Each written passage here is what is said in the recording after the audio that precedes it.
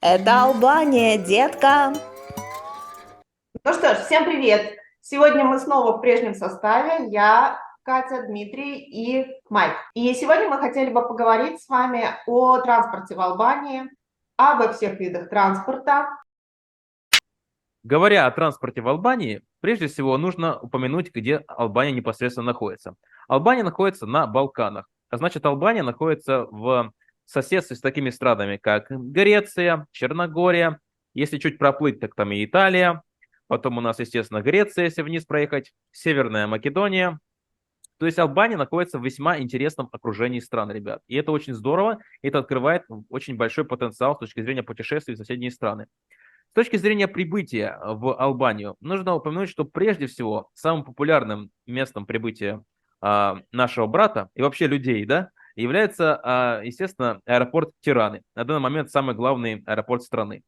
Сейчас еще строится во Влёре, но пока его нет, поэтому Тирана самый главный.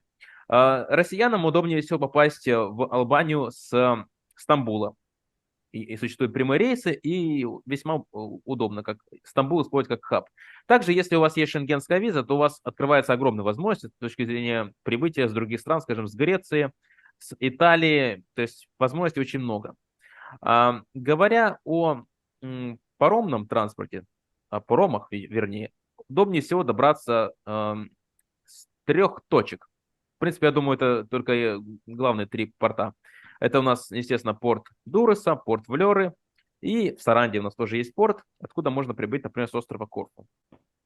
Ну, можно добираться не только через аэропорт и не только с помощью паромов. Есть автобусное сообщение, можно приехать на своей машине. В любом случае, прибываете вы в аэропорт, Ринос, мы можем организовать вам, если вы первый раз приезжаете в Албанию, то мы можем организовать вам встречу. Мало того, у нас были такие эпизоды, когда нам приходилось модерировать, координировать, вот у Майка в частности. Прохождение внутри аэропорта всех формальностей и подсказки, как и что говорить таможенникам и Да, как получать да. декларации. Много разных, да, историй на самом деле. И если говорить про сам аэропорт, то он находится в получасе езды от Тираны, в 1,5 часах езды от Влёры и в 3,5 часах езды на машине от Саранды. Это если про три основные точки, куда мы едем. Ну и от Шкодры, наверное, часа два. Да, Если 2 на часа машине, примерно. Прямой рейс. 1,5-2 часа где-то так ехать. Добраться от аэропорта вы можете с помощью автобуса, который регулярно ходит, расписание находится на стойках терминалов, в принципе. Также есть маршрутки, есть такси, и есть частники, которые тоже могут вас увезти, поэтому ищите эту информацию в чатах, мы периодически ее у себя тоже размещаем. Стоимость проезда из аэропорта Ринос до Тираны и до Дуруса примерно от 10 до 25 евро. Если мы говорим про Влеру, то это около 50, от 50 до 100, в зависимости от того, один вы едете или едете с кем-то, а до Саранды ну, где-то от 25 за одно место и до 180, если вы приобретаете полностью трансферы, индивидуально вас везут из аэропорта в Саранду. Кстати говоря, из аэропорта добраться удобнее всего до Тираны с автобусами, которые называются «Луна». Вот, их можно найти прямо, выйдя из аэропорта, увидеть автобусы, они с очень хорошей регулярностью ездят в город. И, соответственно, чтобы добраться обратно до аэропорта, на площади Скандерберга, прям рядом с этой площадью, тоже есть остановка, можно сесть и на этом автобусе «Луна» добраться до аэропорта Тирана. То есть очень удобный способ передвижения. Ну, а из остальных городов в основном вы добираетесь до Тираны или до Дуруса, и уже оттуда пересаживаете, едете до аэропортов. Небольшое количество автобусов едут напрямую из каждого города в аэропорт. Ну, вот из Саранды, например, практически, да не практически, а не было в этом сезоне прямых рейсов в аэропорт. Нужно было доехать до Тираны, и из Тираны уже доехать до аэропорта Рена. Каждый Я- для себя выбирает по бюджету вариант проезда, да, кому-то удобнее заказать собственный трансфер, кому-то удобнее ехать на попутках а-ля Блаблакар, который тоже у нас здесь работает и называется Блаблакар Албания. Вот. Соответственно, разные варианты в Албании. Подождите, мы про Влеру не сказали. Да, Да, не Влеры сказали. это компания Гермес, очень хорошая компания, которая в парке, у которой несколько микроавтобусов типа Mercedes Sprinter. Очень комфортабельные автобусы, есть расписание, которого придерживаются. Он не каждый час ездит, он ездит по расписанию, то есть там могут быть промежутки и 2 часа, и больше, и 3 часа. Автобус уходит и в ночное время тоже. Я практически, ну, каждый раз добираюсь ими. Наверное, только 2 раза было исключение, когда я ехала на такси до Влёры, с кем-то кооперировалась, и так вот мы делили поездку. Здесь важно заметить, что если вы хотите поехать на этом автобусе, лучше всего забронировать заранее, то есть за 1-2 дня купить билет. Потому что я слышал, ну, судя по отзывам, опять же, я прочитал Google Maps отзывы, и люди говорят, что, да, те, кто не купил заранее, часто пролетали о том, что, ну, как бы приходишь, а либо мест нету, либо они не готовы, либо что-то еще. Но все-таки это Албания, здесь свои особенности автобусного передвижения есть. А я еще хотел бы сказать, что, конечно, выгоднее всего добираться по деньгам не до аэропорта, а, скажем, доехали сначала до Тираны или доехали с Саранды в Тирану, к примеру, да, то есть удобнее всего просто добраться на автобусах, который находится в самом городе, а потом уже до аэропорта добраться, потому что, ну, просто выгоднее. Всегда есть накидка за аэропорт. Я еще раз повторюсь, что у нас есть разные варианты, как добраться, то есть транспорт развит, он есть. И даже, кстати, ребят, можно обсудить эту тему. Е-транспорт открылся, новый портал, в котором можно посмотреть все расписания, все маршруты. Они сейчас в стадии, Разработки. я, насколько понимаю, наполнения, да, и корректировки информации, но тем не менее посмотреть основные маршруты, где они есть, посмотреть, где расположены остановки, на этом портале уже можно. И, в общем-то, цифровизация, как говорится, идет своим путем. Кроме Ссылочка, того, ссылочка будет в описании, да, этот портал появился очень недавно, и, как бы, по-моему, это инициатива непосредственно правительства Албании, как бы, как-то попробовать наладить маршрутную сетку, чтобы все это было более-менее где-то прописано, да. Мгм. ну, кроме того, есть возможность арендовать автомобиль. Арендовать автомобиль можно как в любом городе, у крупных компаний или участников, так и можно его арендовать, в общем-то, в самом аэропорту. Можно добраться на автобусе до города и тут уже в городе снять. Цены зависят от сезона. И если в сезон они от 50 там, и выше евро за сутки аренды автомобиля, то вне сезон можно найти хорошие цены и за 15-20 евро за сутки, при этом посетить и исключить всю Албанию. Для меня, например, самый выгодный вид транспорта в Албании, невзирая на стоимость бензина, это автомобиль, потому что Албания не такая большая страна, и ее можно проехать от одного конца до другого, в принципе, за день, особо не торопясь, посмотреть все возможные красоты и За день ты не посетить. успеешь посмотреть красоты, Миш, но тем не менее, да, просто... Я еду по Ривьере и смотрю на все красоты. Мгм. Я могу. Ну, это только если Ривьеру, это побережье, я говорю, Кстати, я побережье. могу, кстати, у меня же есть абсолютно четкий пример. У нас в прошлом году у ребят случился конфуз, когда они пересекали границу из Черногории в Албанию, им не поставили отметку. Такое бывает, потому что отметки электронные, и не всегда таможенники, пограничники, правильно сказать, не всегда пограничники в системе фиксируют и отмечают, что вы проехали. А для того, чтобы виза D была отмечена, ребятам пришлось поехать обратно из Саранды в Муричан. Мы за 13 часов доехали туда, вернулись обратно, и еще где-то по порядка 1,5 часов на границе разбирались с этим вопросом. То есть за 13 часов туда-обратно из одного, с юга на север и обратно можно вернуться. По Албании можно ездить. Причем качество дорог достаточно хорошее, периодически их ремонтируют. Есть особенность. Разметка может смываться. Я говорю сейчас про Саранду. Дорога, асфальт положен, но отбойников нет, но при этом дорога хорошая, как бы не хватает только разметки такого более облагороженного вида каждой дороги, но при этом безопасно, Я хочу достаточно сказать, безопасно. да, хочу сказать, что вождение в Албании весьма комфортно, если к нему привыкнуть, потому что стиль вождения очень южный. То есть, если вы путешествовали в южных странах, вы понимаете, о чем речь. То есть, спокойно такой, не торопясь, люди путешествуют. Очень много в Албании кольцевых дорог, да, кольцевого движения. Поэтому, когда сюда приедете, вы просто обалдеть от того, что светофоров нет и очень много кольцевого движения. И, скажем, будете ехать из Саранды в Тирану, вы эти круговое движение встретите, я не знаю сколько раз, просто несчетное количество раз. А поначалу я этому раздражался, а потом я оценил, что, в принципе, это на самом деле даже удобно. Другие города, такие как Поградец, допустим, или где-то в горах куда-то поехать. То есть самое лучшее, это, конечно, на машине. То есть без машины я даже не знаю, кто добраться. То есть автобусы, на них доверия нет, а такси стоит весьма больших денег. Я могу рассказать про такси в Саранде, которое является четвертым крупным городом в Албании. Такси в Саранде стоит примерно 10, 15, 20 евро за поездку, независимо от того, едете вы там 500-100 метров, километр или 5 километров по всей Саранде. Саранда достаточно компактный город.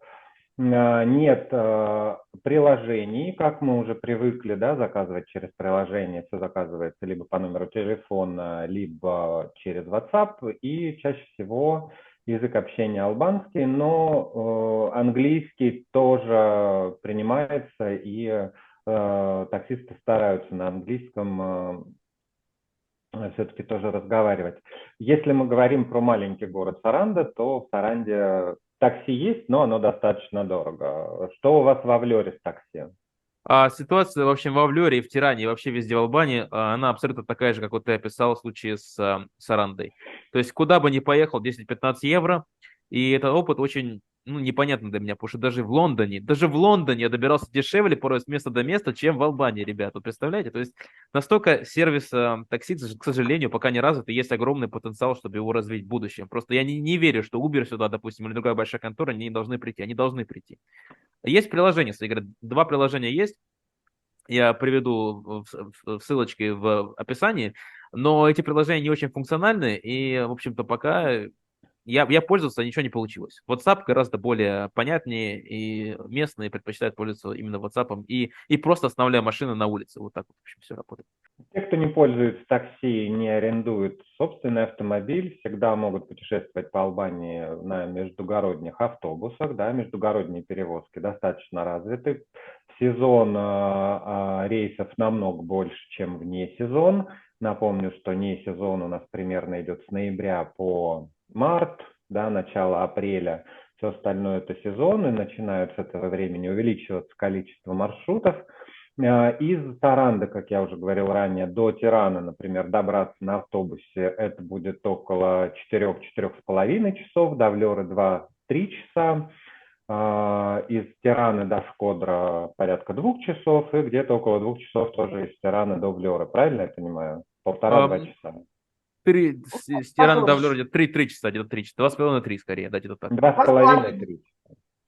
Вот, при этом вы можете попасть в достаточно комфортный автобус, да, небольшого размера или большого с кондиционером. Можете попасть в автобус не совсем кондиционированный, но при этом, наверное, плохих автобусов процентов 10 от автопарка, все остальное все-таки используется как для туристических целей и предоставляется достаточно комфортно. Плохие автобусы выводят тогда, когда не хватает на маршрутах уже хороших действующих автобусов. Их добавляют, потом их убирают. Тут еще надо сказать вот что.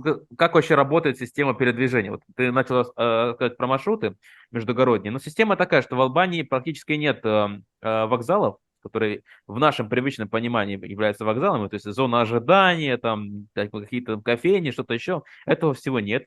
Есть просто парковка, где стоят автобусы, и водители выкрикивают название направления. И там табличка на каждом автобусе. И вот ты правильно сказал, что насчет того, что автобусы бывают разного качества. Так вот, если вы хотите автобус более хорошего качества, можете пойти к другому водителю, который, соответственно, на этом автобусе вы поедете. То есть у вас есть выбор обычно. Там есть какое-то расписание маршрутов, но в принципе можно повыбирать и выбрать автобус, который вам нравится, допустим, с кондиционером, и поехать на нем. Только учитывайте один факт, что билетов нет, возможности электронной покупки нет. Все обычно производится оплата непосредственно наличкой водителю. То есть вы садитесь, и если автобус, допустим, пустой, то вы будете минут 40-час ждать, пока он наполнится, и тогда вы поедете. То есть вот так работает вся система передвижения во всех городах Албании. Кроме вот, единственное, у меня опыт был маршрут с Саранды в Тирану, там я платил билет, по билету, и он четко выходил в это назначенное время. То есть только вот, может быть, какие-то места, где вы заранее покупаете билет, и какая-то разница есть. Ну, наверное, Гермес тоже по билетам, поэтому вряд ли по наполняемости. Ну, так он примерно работает. Гермес не ждет наполняемости, он идет четко по времени, по расписанию. И у меня были случаи, если это была ночная поездка, то есть здесь есть рейс в 3:30 ночи, да, 3:30 утра, из Ринеса до Влёры. Я ехала одна, то есть такое бывало тоже. То есть автобус не ждал народ, да. Вот. Я там была одна, и меня То есть у навозили. тебя был индивидуальный трансфер по цене Да, между по автобусами? цене, да. Мы пропустили вот этот момент. Стоит на самом деле автобус Ринос-Влёра очень недорого. Вне сезон это 1200 лек, то есть 12 евро, ну, условно говоря. И в сезон это 1500 лек. Да, но, ребят, сравнимо с поездкой непосредственно просто из Валеры в Тирану, если не до аэропорта, то есть стоимость 600 лек, то есть в 2 раза дешевле, если вы едете просто в Тирану, скажем, без аэропорта. Просто, чтобы понимали, накидка за аэропорт это примерно x2. Ну что, теперь мы, наверное, поговорим про транспорт внутри городов, да, то есть про городской транспорт. Предлагаю поговорить. Вот, что у нас с этим, насколько он у нас... Городской транспорт в Саранде, если говорить про Саранду, то он присутствует. У нас есть один маршрут, который ходит внутри города. Ходит он по расписанию.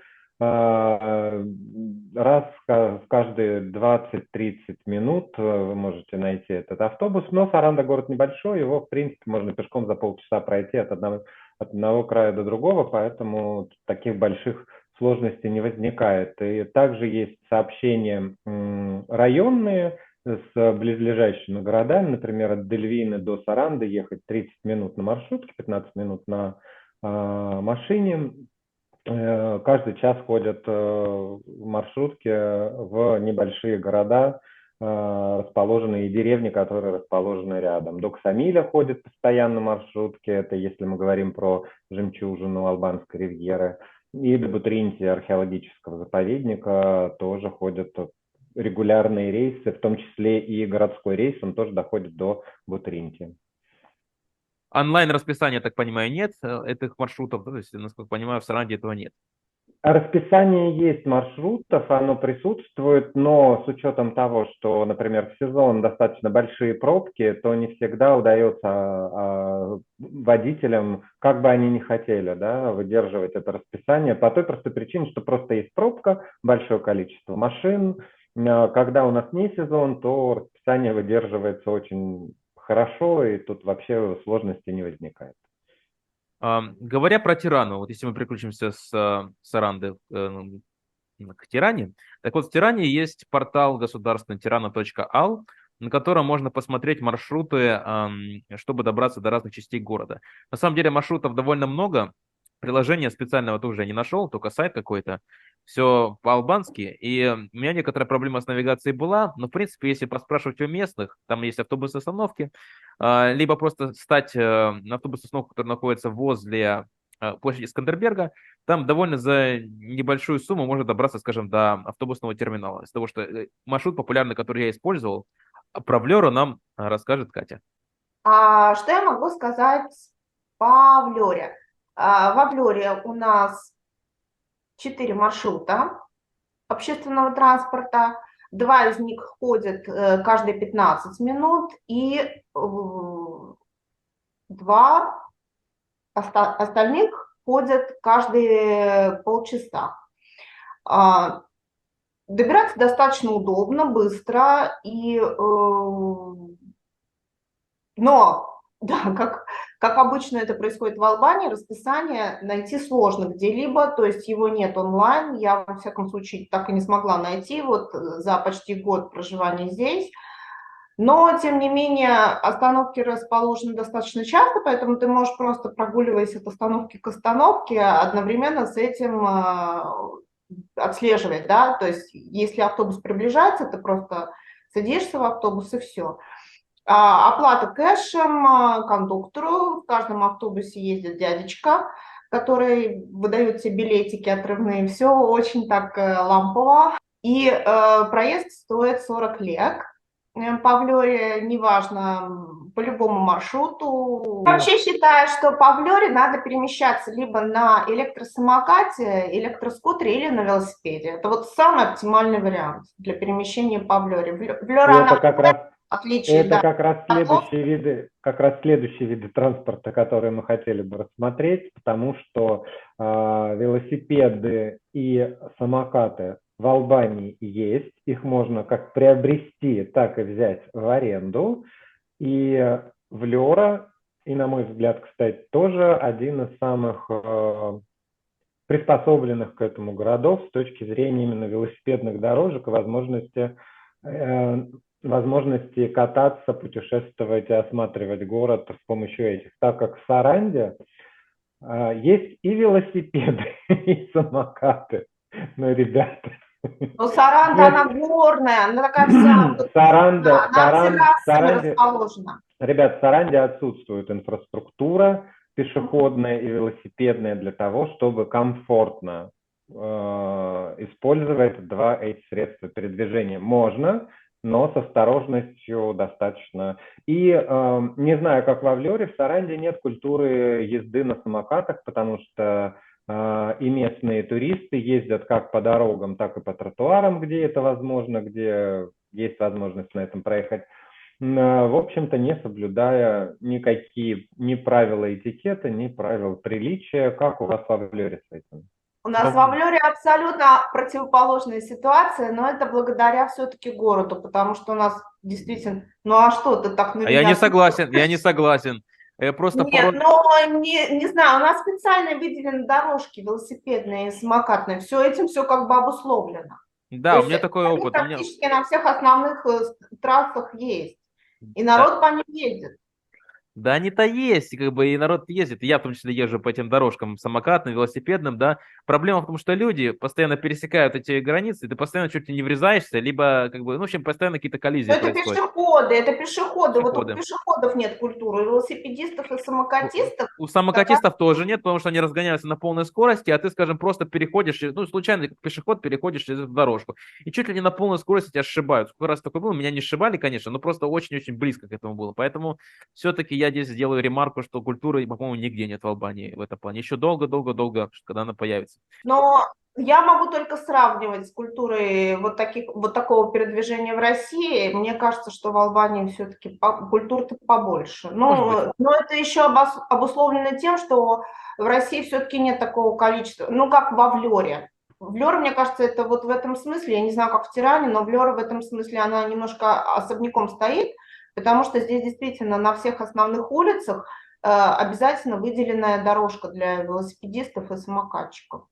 Ну, Да, да. практически везде. И пару слов про Тирану. Потому что в Тиране тоже есть велосипедные дорожки, и они очень сильно улучшились за последние 10 лет, из того, что я видел на фото лет 10 назад. То есть там была большая проблема. Сейчас полно велосипедных дорожек, все очень удобно, перемещаться хорошо. Только, ребят, учитывайте тот факт, что приложений, опять же, для съема самокатов, как вот в других европейских странах, насколько я знаю, нет. Там что-то зарождается, как бы, но какие-то местные конторы, местные стартапы, но пока еще это не развилось. Обычно в целом это выглядит так, что просто вы, скажем, допустим, пример с Флерой, да, просто стоите на главном бульваре, там стоит несколько контор прокатных частников, которые арендуют вам самокат. Вы просто даете что-то им в залог, даете наличку и катаетесь, скажем, по Влёре, изучаете ее. Ну, то есть это больше как средство развлечения, чем средство передвижения в плане проката, насколько из того, что я вижу. То есть приложений пока что тоже нет. Да здесь это, мне кажется, просто не настолько популярно, ну, арендовать, да. Здесь в основном у всех свои. Да, да. Либо велосипеды, либо самокаты, тем более, что вот Дима не даст соврать, велосипед здесь подержанный можно купить за сущие копейки и на Мерджепе. Это аналог Авито, если так говорить условно. Самокаты и велосипеды в Албании есть. На них можно ездить, на них можно изучать близлежащие окрестности. Есть свои особенности. Это в некоторых регионах как в Саранде, например, нет инфраструктуры для того, чтобы делать это комфортно. В Авлере эта инфраструктура в Тиране, в Дурусе присутствует, поэтому воспользоваться этой возможностью есть, особенно если вы сможете приехать в Албанию и попробовать эти виды транспорта. Лучше Ну всего и немного купить. Лучше про... всего купить. Наверное, плавно завершая всю тему с транспортом, следует помянуть еще одну вещь. Это ЖД-транспорт. Как бы финалочка всего этого – это железнодорожный транспорт в Есть Албании. ЖД-транспорт в Албании, да. Да, в Албании есть ЖД-транспорт, точнее, он имел место быть, скорее всего, при коммунизме, и он весьма функционировал, насколько я понимаю. Но сейчас есть только одна ветка, которая используется только туристами, только с целью развлечения, только даже не с целью передвижения, только развлечения. Это значит ветка от Дуреса до Эльбасана. Вот. Функционирует она только по выходным. Из того, что я смог нарыть в источниках, расписание можно найти в терминале Дуреса. То есть, да, функционирует ветка. Вагоны очень плохого качества, насколько я понял, чехословацкие, все в граффити. А, И, насколько я понимаю, чтобы не звучать как-то депрессивно, насколько я понимаю, что терминал Дуреса все-таки пытаются сделать, улучшить и все-таки пустить какое-то еще дополнительное движение. То есть все-таки хотят это улучшить. И, может быть, мы скоро это увидим в течение пары лет. Так что надеемся, что все-таки железнодорожный транспорт, который очень перспективный, что он снова расправит крылья, и мы увидим его функционирующим в Албании. Ну, а завершить наш выпуск можно хорошей новостью, что в 2025 году правительство Албании планирует запустить регулярные рейсы в аэропорту Влёр, который сейчас строится очень ускоренными темпами, и доступность Саранды в связи с введением нового аэропорта станет лучше, и доехать до Саранды можно будет уже за 2-2,5 часа, а не за 3,5-4,5 часа, поэтому Но, вот, Миш, еще один момент, что все-таки добраться до Саранды. Сарандер рассказал про аэропорт Влёры. До Саранды можно добраться с греческого острова Корфу, в котором есть аэропорт. Для этого можно прилететь в Корфу, если у вас есть, допустим, шенгенский виза, и за полчаса добраться до Саранды. да, за полчаса это идет сам паром. Но при этом рейсы идут достаточно редко. Подгадать под паром не всегда есть возможность. И в среднем с момента приземления самолета до посадки на паром проходит 2,5-3 часа. Поэтому, с одной стороны, да, можно посмотреть Корфу, можно прокатиться на пароме, и он действительно занимает там 30 минут, 35-40.